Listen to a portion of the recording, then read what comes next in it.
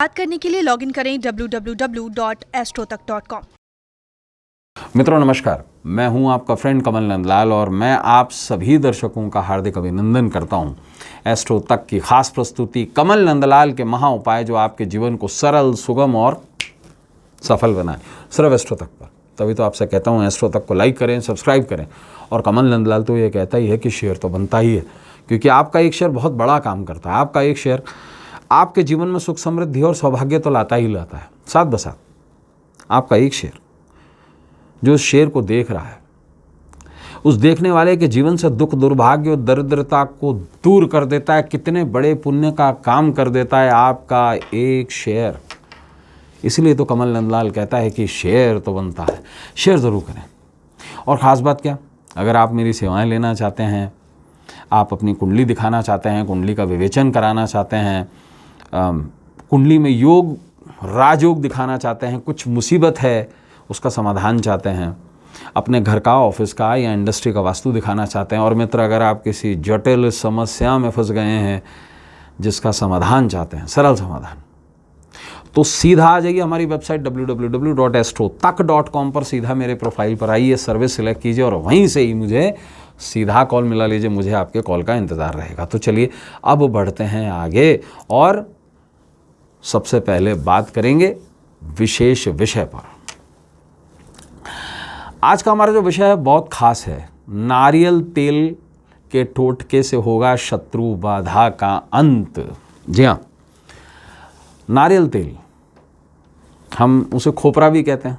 और ये शब्द जानते हैं आप, ये खोपरा क्या है? ये खोपड़े से बना है, इसको बोलते खोपड़ी, तो खोपरा। और नारियल शब्द को समझिएगा, नार यानी कि नर, और आयल, आयल मतलब ये फेस। तो ये एक मनुष्य का खोपड़ा माना जाता है, उसका सर माना जाता है, स्कल माना जाता है। नारियल को श्रीफल भी कहा जाता है। श्री मतलब श्रीमान, श्री मतलब श्रीमती, यानी कि मनुष्य का सर। कहते हैं ना, इज्जत में सर झुक जाते हैं, हम वंदन करते हैं। तो ये सर जो है, ये मान जो है, ये अभिमान जो है, ये हम भगवान के श्री चरणों में चढ़ाते हैं। और नारियल तेल बहुत ही विशेष माना जाता है। स्वास्थ्यवर्धक तो होता ही होता है, बालों के लिए अच्छा तो होता ही होता है, लेकिन विशेष इसके कुछ ऐसे प्रयोग भी होते हैं। और अमूमन देखिए, भारत में लगभग गुजरात तक तो इसे भोजन के रूप में खाया जाता है, मतलब इसके तेल को। और अब तो इसका प्रचलन चल चुका है, क्योंकि ये खाने में भी ठीक ठाक रहता है। लेकिन कुछ लोग इससे दीपक भी जलाते हैं, उसका कुछ विशेष कारण भी होता है। और इसके बारे में जानकारी क्या, देखिए, भाद्रपद कृष्ण षष्ठी, षष्ठी मतलब छठी तिथि पर बलराम जयंती यानी कि बलदेव छठ का पर्व मनाए जाने का विधान है। भाद्रपद छठी पर यानी कि जन्माष्टमी से ठीक 2 दिन पहले। बलराम को बलभद्र कहा जाता है और इन्हें अलग अलग नाम और अलग अलग धर्म भी अपना अवतार मानते हैं। जैसे इन्हें बाहुबली भी कहा गया है, भगवान बाहुबली भी कहा गया है इन्हें, और इनके कई प्रारूप हैं। इन्हें हलदार भी कहा गया है, इन्हें बलभद्र भी कहा गया है, इन्हें दाऊ भी कहते हैं प्रेम से, यानी दाऊ मतलब बड़ा भाई, कृष्ण के बड़े भाई। बलराम देव को विष्णु के 8वें अवतार भगवान श्री कृष्ण के बड़े भाई के रूप में अमूमन लोग जानते हैं। शास्त्र क्या कहता है कि बलराम जो है वो शेषनाग के अवतार के रूप में उत्पन्न हुए थे। देखिए, शेष का मतलब क्या होता है? शेष का मतलब होता है जो बच गया। तो भगवान को छोड़कर जो बच जाएगा वही शेष है, और वही नाग जिसको कवर कर लेता है वही शेषनाग है।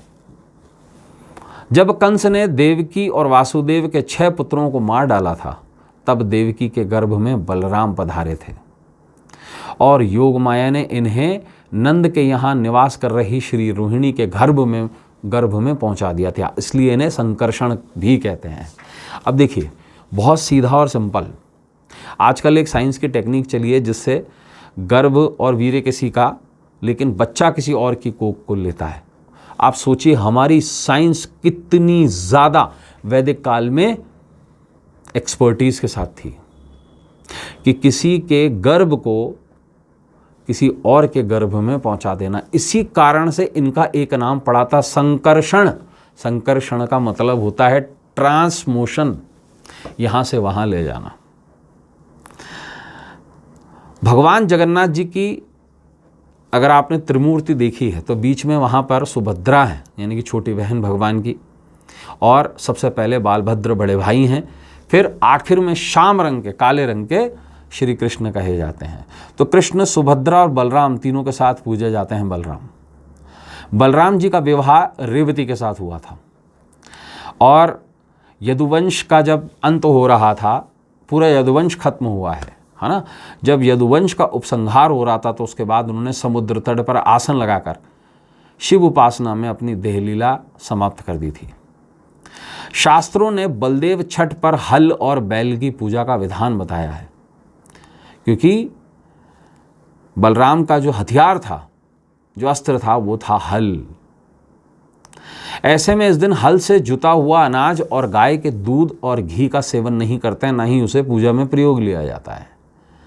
शास्त्रों ने इस दिन वृक्ष और लताओं पर लगे खाद्य पदार्थ खाने का निर्देश दिया है, जैसे लौकी हो गई, अरवा चावल हो गए, सिंघाड़े का आटा हो गया, इस तरीके की चीज़ें। तो हल से जुती हुई चीज़ें इस दिन नहीं खाई जा सकती। पेड़ों पे लटकी हुई खाई जा सकती हैं, जितने फल हैं वो खाए जा सकते हैं। इस दिन नारियल के तेल का इस्तेमाल करना बहुत ही ज़्यादा विशिष्ट माना जाता है। इससे विशेष रूप से संतान की आयु लंबी होती है, शारीरिक दुर्बलता दूर होती है, बुद्धि बल में वृद्धि होती है।